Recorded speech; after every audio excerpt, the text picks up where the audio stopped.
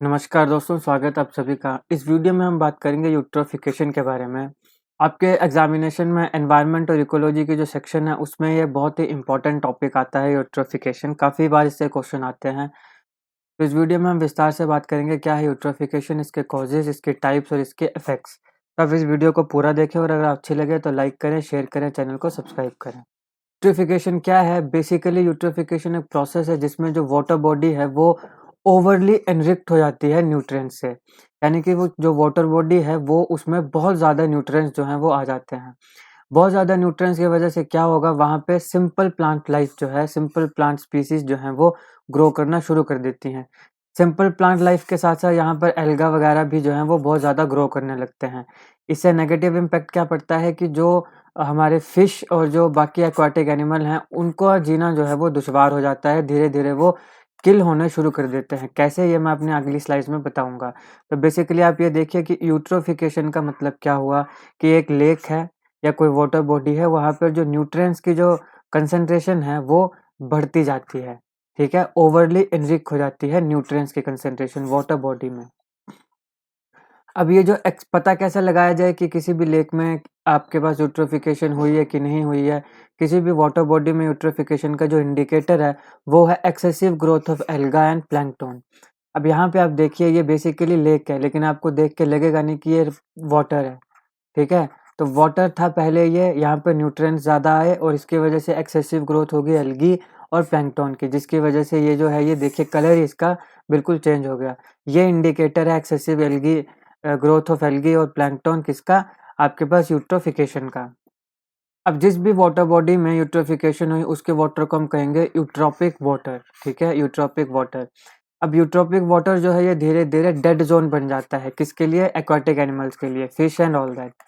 अब ये dead zone जो है, ये डेड ज़ोन क्यों कहलाया जाता है? क्योंकि यहाँ पर जो लाइफ है, इसको सपोर्ट करने के लिए ये वाटर बॉडी जो है ये इनकैपेबल हो जाती है। अब ये जो डेड ज़ोन बनना है यूट्रॉपिक वाटर का, ये एक एनवायरनमेंट का कंसर्न है, क्योंकि इसकी वजह से क्या होगा, हमारे वाटर में जो डिज़ॉल्व्ड ऑक्सीजन है उसकी डिप्लीशन हो जाती है। कैसे होती है, ये मैं एनिमेशन के साथ आपको आगे एल्गल ब्लूम्स बताऊँगा, वहाँ पर बताता हूँ अच्छे से कि कैसे डिज़ॉल्व ऑक्सीजन की जो है डिप्लीशन हो जाती है। अभी तक आपने याद रखना है कि यूट्रॉपिक वाटर में डेड ज़ोन बन जाएगी, जो कि एक्वाटिक लाइफ़ को सपोर्ट करने के लिए इनकैपेबल है। ये एक कंसर्न है क्योंकि इसमें डिज़ॉल्व ऑक्सीजन की डिप्लीशन हो जाती है। अब ये जो यूट्रोफिकेशन टर्म है, ये एक्चुअल में वाइडली यूज़ होती है ह्यूमन एक्टिविटीज़ की वजह से, जहाँ पे हम आर्टिफिशियली इंट्रोड्यूस करते हैं प्लांट न्यूट्रिएंट्स को। अब यहाँ पे हम आगे टाइप्स में देखेंगे तो ऐसा नहीं है कि ये सिर्फ ह्यूमन्स के द्वारा ही होती है, नेचुरल भी यूट्रोफिकेशन होती है, लेकिन मेजर जो यूट्रोफिकेशन है वो किसके द्वारा होगी? ह्यूमन एक्टिविटीज़ के द्वारा। कई बार हम जो हैं, जैसे एग्रीकल्चर में हम इसका फर्टिलाइज़र्स का यूज़ करते हैं, वो वाटर बॉडीज़ में जा रहे हैं, हमारे सीवेज वाटर बॉडी में जा रहे हैं, इंडस्ट्रियल वेस्ट जो है वो वाटर बॉडीज़ में जा रहा है। तो मेनली ये क्या है, ह्यूमन एक्टिविटीज़ के साथ इसको जोड़ा जाता है। अगर हम यूट्रोफिकेशन के कॉजेज़ की बात करें, तो इसमें नाइट्रोजन और फास्फोरस की जो अवेलेबिलिटी है न्यूट्रिएंट्स की, वो लिमिट करती है ग्रोथ ऑफ प्लांट लाइफ को। अब आप में से इसको देख के कई सोचेंगे कि सर, हम तो जैसे एग्रीकल्चर में एनपीके खाद का यूज़ करते हैं या नाइट्रोजन और इसका पोटेशियम और इसका यूज़ करते हैं, तो ये कैसे हो गया? देखिए, प्लांट जो है ये ग्रो करने की जगह सॉइल है, ठीक है? वाटर बॉडीज़ नहीं है। और जो देखिए, हर एक चीज़ की जो अति है, वो घातक है। अति हर एक चीज़ की घातक होती है।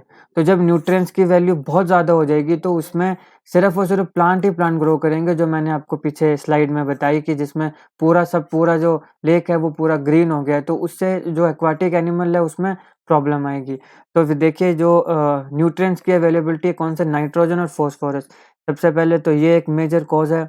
अब इससे क्या होता है, जब वाटर बॉडी आपके न्यूट्रिएंट्स के द्वारा बहुत ज़्यादा बढ़ जाती है, तो इससे आपके पास एल्गा, प्लैंकटन्स और बाकी जो सिंपल प्लांट लाइफ है, उनको ज़्यादा फ़ेवर होता है comparison to complex plant life. अब वाटर बॉडीज़ जो हैं, ये इनरिच कैसे हो जाती हैं?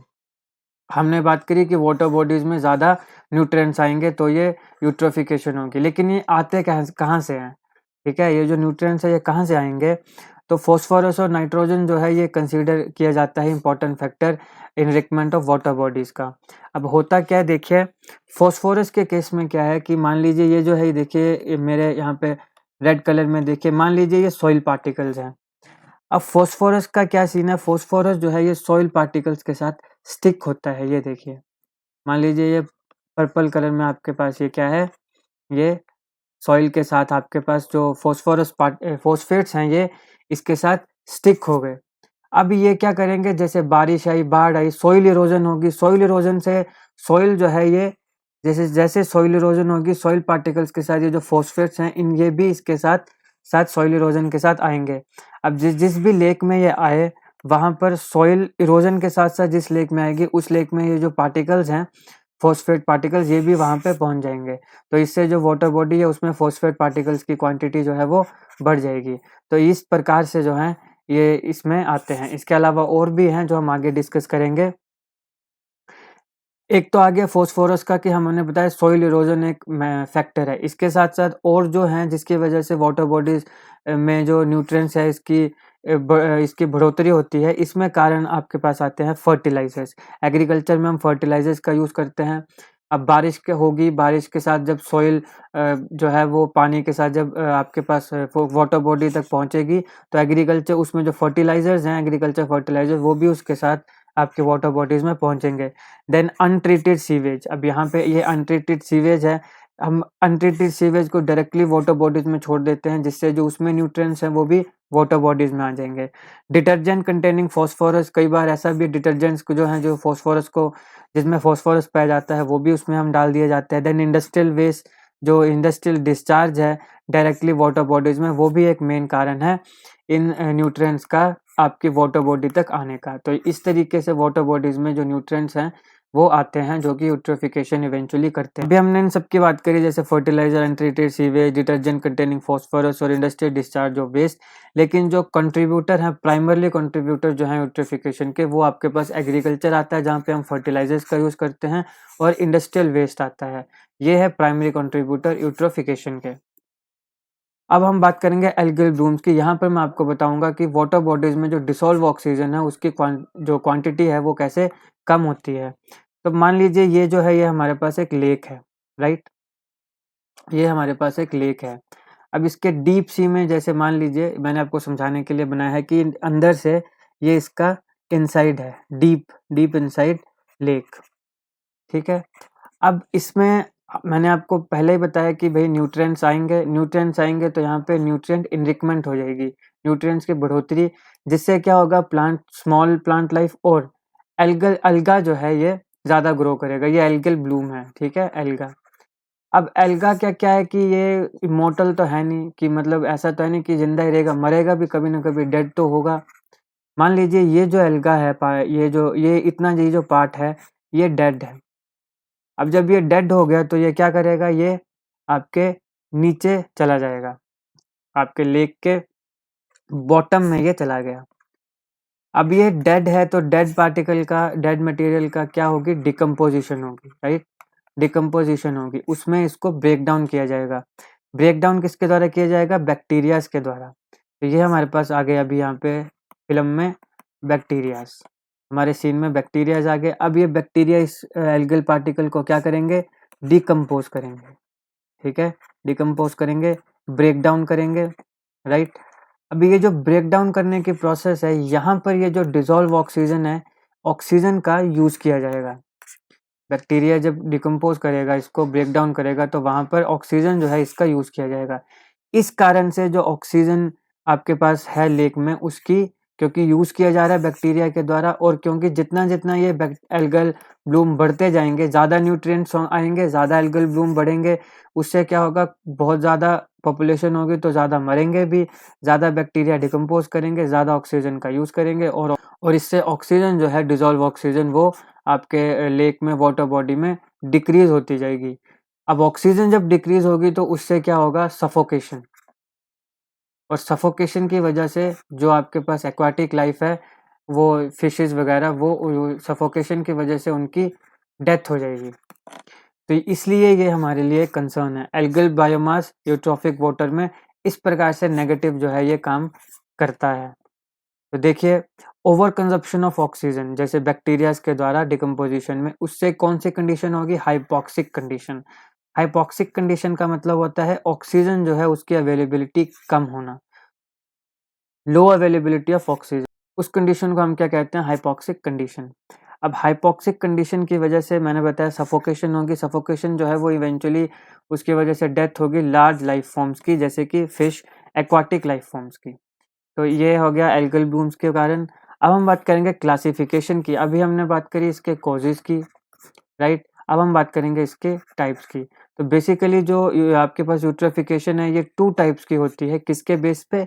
रूट कॉज, कि मेन जो यूट्रोफिकेशन का कॉज है वो क्या है, उसके बेस में जो क्लासिफिकेशन है इसको 2 टाइप्स में क्लासिफाई किया जाता है यूट्रोफिकेशन को। एक आता है हमारे पास एंथ्रोपोजेनिक यूट्रोफिकेशन, दूसरी हमारे पास आएगी नेचुरल यूट्रोफिकेशन, जो मैंने पिछली स्लाइड्स में आपको बताया।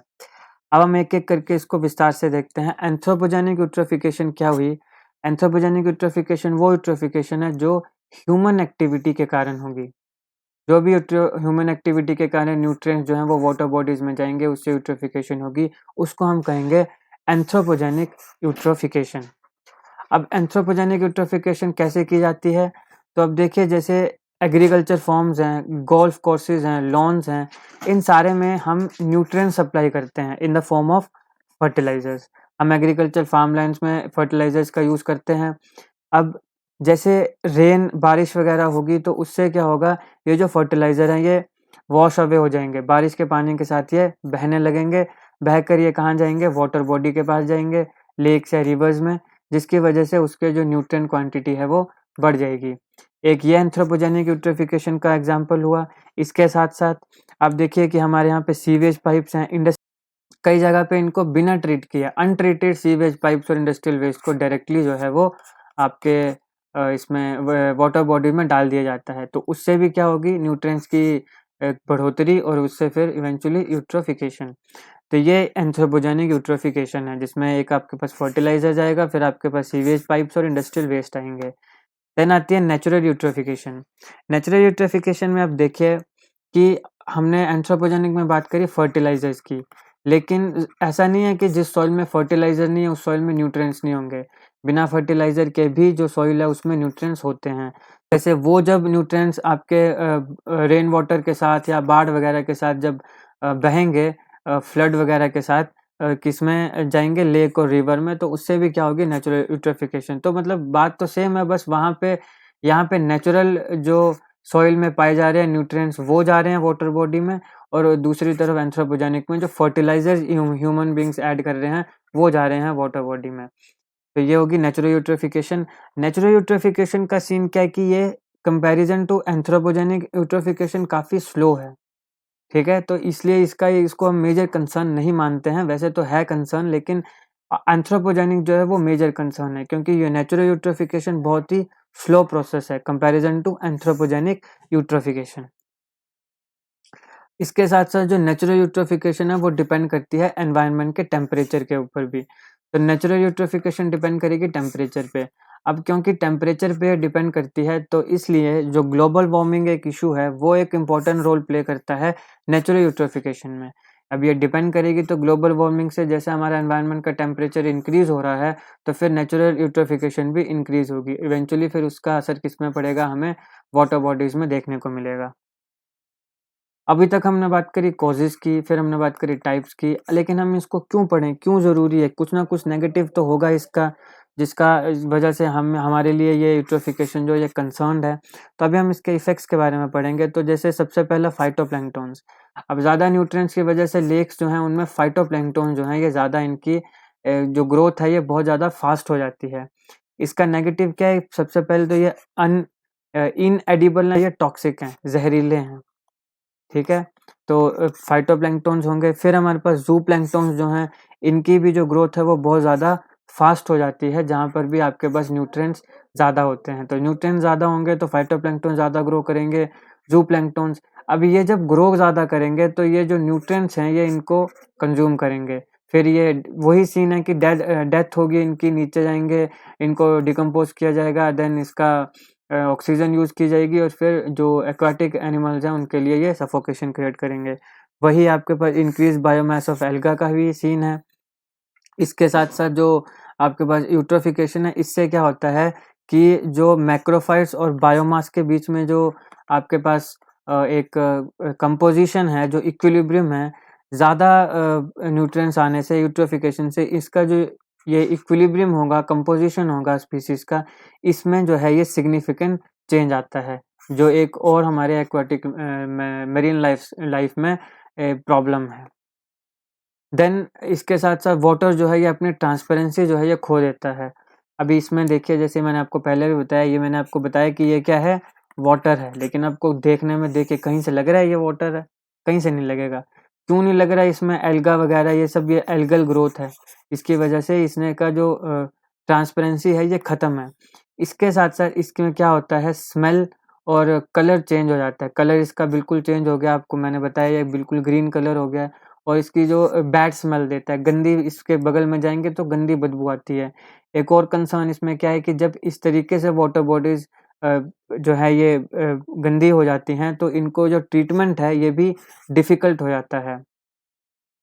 देन ऑब्वियसली मैंने आपको पहले बताया डिसॉल्व ऑक्सीजन जो है इसकी डिप्लीशन हो जाती है, कमी हो जाती है, ठीक है? जो फिशेज़ हैं उनके जो मरने के जो इंसिडेंट है वो फ्रीक्वेंट हो जाते हैं। काफ़ी केसेज़ हमें ऐसे देखने को मिलते हैं जैसे जिस भी वाटर बॉडी में यूट्रोफिकेशन होती है तो काफ़ी फिशेज़ जो हैं वो धीरे-धीरे करके काफ़ी उनकी डेथ होती रहती है। और जो हमारे लिए जो इम्पोर्टेंट जो हमारे लिए फिशेज़ हैं, जो हार्वेस्टेबल फ़िश है या शेलफ़िश है, उनकी पॉपुलेशन जो है वो भी कम हो जाती है। तो ये यहाँ पे हमने यूट्रोफिकेशन को पूरा कवर किया। ये वो इम्पोर्टेंट टॉपिक है, काफ़ी क्वेश्चन इससे आते हैं। इकोलॉजी और एनवायरनमेंट में मैंने इसके अलावा और भी वीडियोज़ मैंने बनाई हैं। एक मैंने यूएनएफसीसी और क्योटो प्रोटोकॉल कवर किया था। बाकी भी जीके की वीडियोज़ अब मैंने काफ़ी बनाई हैं आपके एग्ज़ामिनेशंस के लिए। तो अगर आप चाहें तो उन वीडियोज़ को देख सकते हैं एक बार चैनल में जाके प्लेलिस्ट में। तो आई होप ये वीडियो आपको अच्छी लगी हो तो लाइक करें, दोस्तों के साथ शेयर करें और चैनल को सब्सक्राइब करें। Thank you for watching.